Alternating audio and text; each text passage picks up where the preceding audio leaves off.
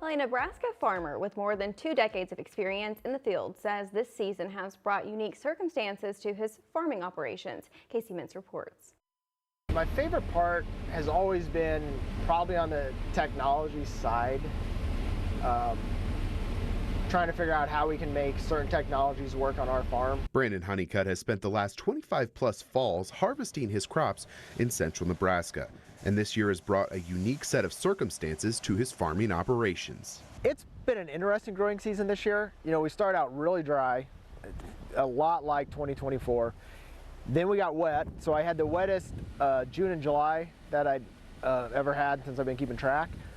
Before that, it was the driest April and May. So we kind of had a switch in the weather. As a corn farmer, the historically low price of corn threw another wrench into his operations. It's been a frustrating year from a price standpoint, and I don't think you can talk to a farmer around that would say otherwise. And Hunnicutt says even though it looks like corn has gone up in value in the last quarter century, there's another story behind those numbers. You know, we've run some numbers. Meaning I have just personally trying to say, here's where the price of corn was 25 years ago when I came back farming. Here's what the price of equipment was, just for a comparison. Equipment prices have tripled and quadrupled in prices. The price of seed has doubled to tripled in prices, and we really don't have, even though the dollar amount looks higher on corn, the spending power of that dollar is down. And that low price of corn has far-reaching impacts in the local economy.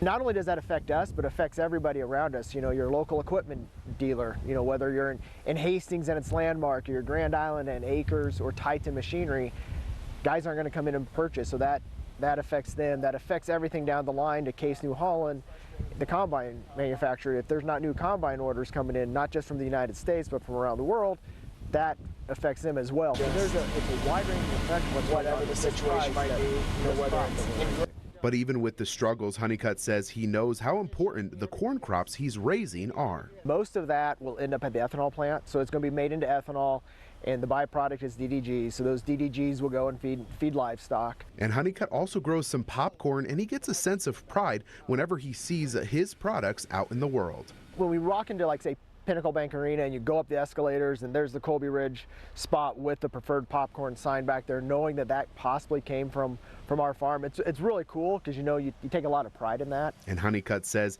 that pride extends to more than just snacks at a sporting event. What I am producing does affect others around us. You know, it's going to make sure that their vehicle is running more efficiently and better for the environment. It's going to make sure that that piece of steak that they're having either at home or at the restaurant is the best quality in the world. Reporting in Hamilton County, I'm Mintz for Local 4 News.